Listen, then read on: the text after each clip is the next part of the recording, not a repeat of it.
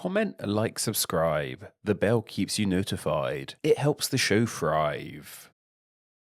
In 117 AD, under the rule of one Emperor Trajan, the Roman Empire reached its greatest size. It spanned from the island of Great Britain across the majority of mainland Europe, the entirety of the Mediterranean coast, its islands, the lands of North Africa, and even into parts of Asia. This three-continent spanning empire was a juggernaut of the ancient world. And while this was its peak, meaning things would only go down from here, they of course didn't know that at the time. To them, the Pax Romana was in full swing. Of course, while the empire had one emperor, he was not the only source of authority in the land. To make this empire easier to manage, it was split into smaller subdivisions, each with their own authority. These subdivisions were called provinces. There were two kinds of provinces: senatorial provinces and imperial provinces. The key difference between these two is how they were ruled. Senatorial provinces were ruled by former consuls who had annual terms, whereas imperial provinces were ruled by a representative of the emperor himself, and they served indefinitely. Rome's provinces would fluctuate over the years, getting bigger and smaller and changing shape. So to make things easier, today we're focusing on the provinces of Rome during its peak in 117 AD. More specifically, the provinces I found on this map via Wikipedia. Cheers lads. At this peak, Rome was formed of 47 provinces. Of course, all these provinces had their own names, and the names and borders of these provinces have varying degrees of similarity with the names and borders on our modern maps too.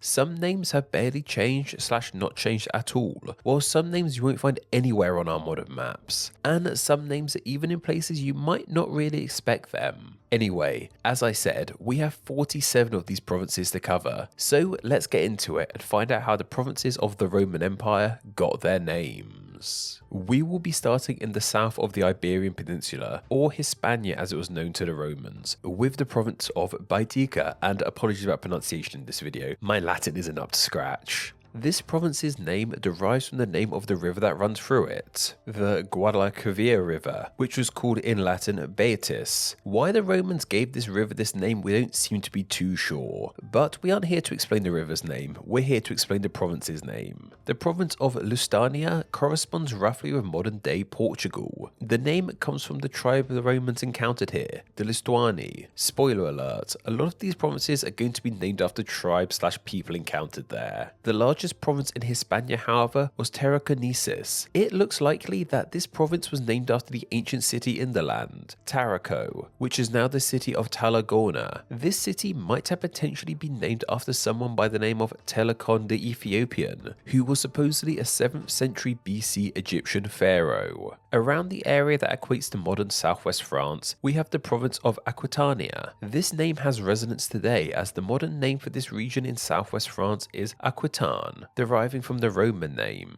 Aquitania is thought to derive from the Latin words for water and land, meaning, well, waterland, due to proximity to the coast perhaps. Modern southeast France to the Romans, however, was the province of Narbonensis. This was named after the city of Narbo, founded in this land, which is now the city of Narbonne. The ultimate origin of the city's name, however, is lost to history. Likewise, the province of Lugdunensis, which spans across modern France, is too named after a city which was established by the Romans, Lugdunum, which evolved into the modern city of Lyon. Lugdunum is believed to mean something like Fortress of Lugus, a Celtic god who was worshipped here. Over the years, this name naturally shifted into Lyon. The Roman province of Belgica in northwest France was named after a tribe which the Romans fought and eventually conquered here. And if you couldn't tell, it was this province's name that was adapted into the name of the modern nation of Belgium, which resides in the land this province covered too.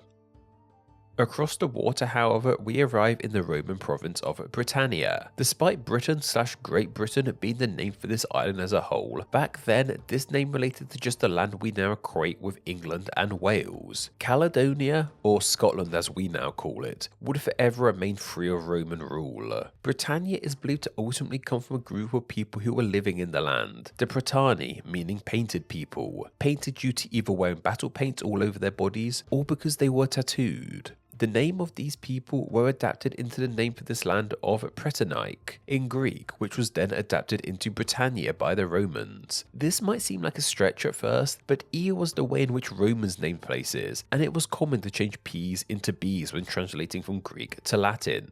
Germania appears in two Roman province names, Germania Inferior and Germania Superior. Germania once again comes from a tribe who the Romans encountered here, the Germani, which might have meant people of the forests. This of course gave us the name Germany for the country here today, at least in English. The superior and inferior in these names relate to their respective sizes. Around the border region of modern-day France and Italy, the Roman Empire had three of its smallest provinces. From north to south, these were Alps Pennine, Alps Cottae, and Alps Maritime.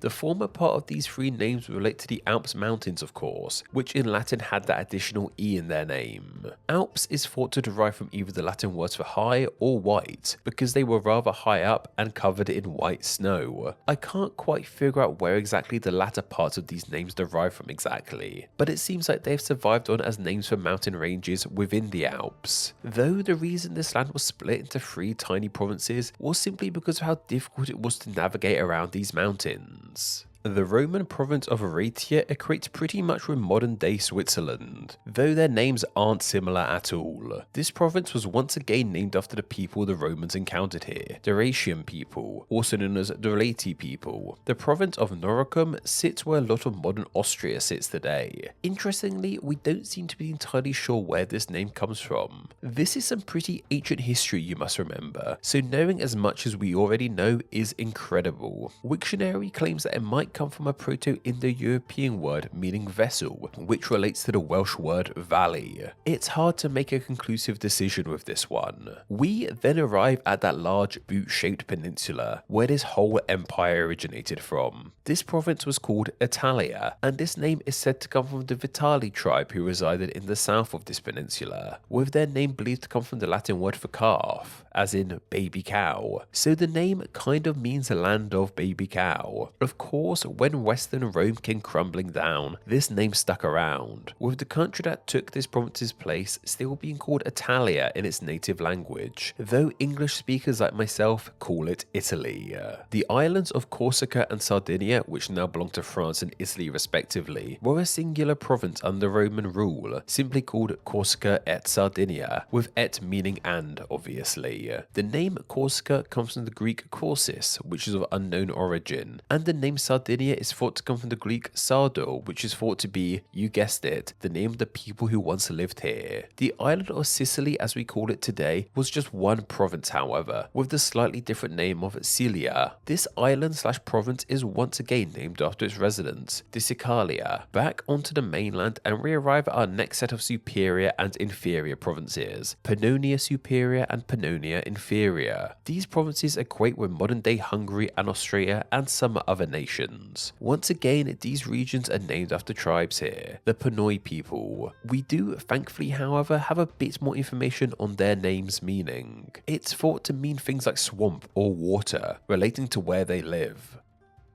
Dalmatia is still the name of a region of modern Croatia. However, during the Roman Empire, this name encompassed a lot more land. This land was named after the Dalmatid people, with their name believed to mean shepherd. The province of Dacia is pretty much the nation of Romania today, with that modern name greatly reflecting the empire's rule of this land in the past. Well before the Romans settled here, the Daci people did instead, with their name leading to the creation of the name Dacia. If you hadn't guessed by now, a lot of the origins of these tribe/people names remain unclear to us. So while I can say these provinces are named after these tribes, I can't expand and explain how these tribes got their names every time, I'm afraid. Moesia Superior and Moesia Inferior cover a lot of what makes up the modern Northern Balkans. Once again, the latter part of these names relate to the sizes of the provinces. The people who lived in this land were the Moesi, which is of course where this name came from. REGNUM Bospori lies in the north of the Black Sea, in land now occupied by Russia and Ukraine, and wasn't actually a province. Instead, it was a client kingdom, which meant they had an alliance with the Roman Empire, but were free to do their own thing to an extent. We shall cover this name here because, let's be honest, when am I ever going to have a chance to talk about Regnum Regnum Bospori ever again. Regnum is simply the Latin word for kingdom, and Bospori comes from an ancient name for the Kirk Strait, the Cimmerian Bosporus. Where that name comes from, however, we don't seem to know. Heading south of the Black Sea, we have the province of Thracia, which resides in parts of modern-day Turkey, Bulgaria, and Greece. Thracia comes from the Thracians, however their name origin is unknown. South of here we have the province of Macedonia. This province lies in parts of modern Greece, Albania, Bulgaria, and of course North Macedonia. This area is once again named after the Macedonians, the people who lived there, and their name is thought to mean things like long or tall, so the name is thought to mean something like the land of the tall ones. The Roman province of Epirus is primarily made up of an area of modern Greece with a little bit of Albania in there too.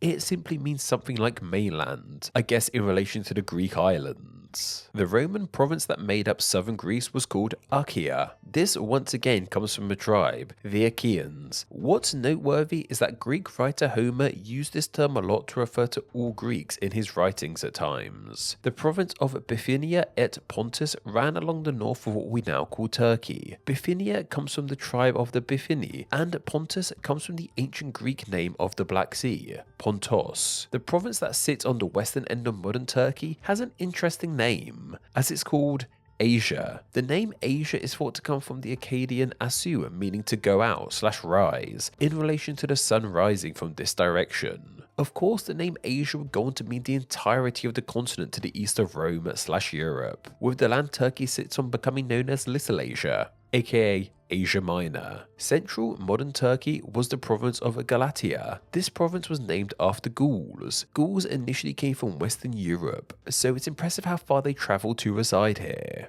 The province of LYCIA et PAMPHYLIA lies in southern modern Turkey. LYCIA's origins is unknown, though it may relate to the Greek word for wolves, Lycos. The name Pamphylia, on the other hand, doesn't relate to one specific tribe, but celebrates the variety of people who lived here, as the name literally means the place of all races. Annoyingly, however, the province of Sicilia in South Turkey seems to have a name of unknown origins. All we know is that it's the Latinized form of its Greek name, Kilikia. The island nation who we now refer to as Cyprus in the past was the Roman province of Cyprus, with the exact same name. This name relates directly to the cypress trees that grew on the island.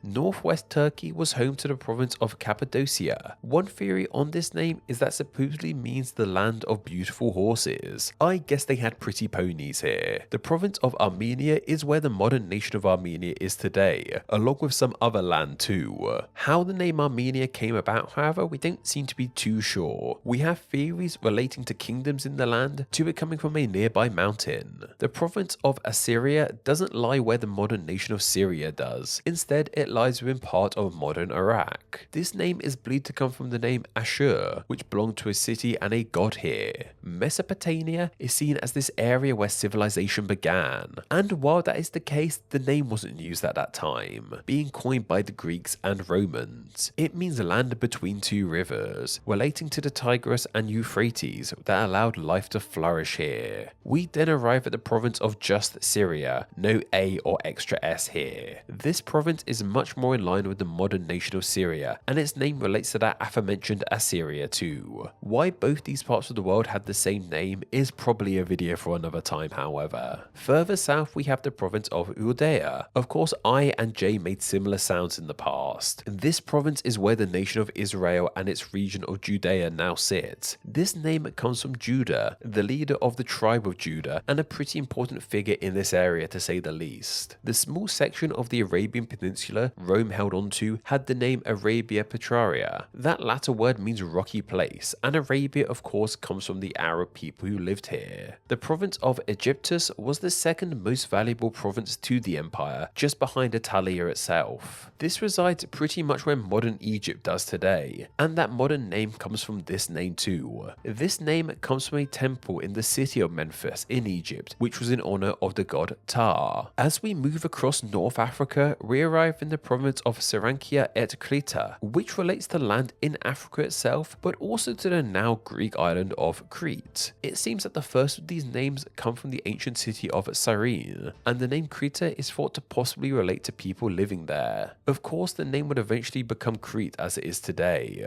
The Roman province of Africa, which resides across land in North Africa, much like Asia, went on to name the entire continent it now sits on. We don't know where the word Africa comes from, but one idea is that it may derive from the Arabic afar, meaning dust/earth, due to the climate and land here. The last two provinces share the word Marentia in their names. This name relates to the region of Maghreb, a name for northwest Africa as a whole. This comes from Arabic and means place of the setting sun, as it's in the west. The two provinces with Mauritania in their name are called Mauritania Caesarensis and Mauritania Tigitana. The latter parts of these names relate to the important cities within them, which are now the cities of Churchill in Algeria and Tangier in Morocco, respectively. And that is how every province of the Roman Empire, in 117 AD anyway, got its name. And I must admit, despite how different the Roman Empire may have been to our modern world, it's shocking to see how little some of the names have changed over thousands of years. If you were somehow transported to ancient Rome, while everything might seem completely foreign, at least many of the place names would still be familiar. Name Explained depends on viewers like yourself supporting the channel financially on Patreon, so a huge thank you to everyone who does. Donating just $1 a month helps the channel amazingly and gets you bonuses including ad-free videos, exclusive content, and the power to request ideas to be made into actual Name Explained videos. $2 a month gets you all that, plus your name here with all these awesome people. Visit patreon.com/nameexplain or click the link down below to find out how you too can support the channel. Thank you. Thanks for reaching the end of the video. Why not watch another and subscribe to keep up to date on all things Name Explain. You can find myself on Instagram where I'm NameExplainYT, and join the Facebook group Friends of Name Explain to talk with myself and other name nerds. All that will be linked down below. Anyway, I hope you enjoyed this video, and once again, thank you all so much.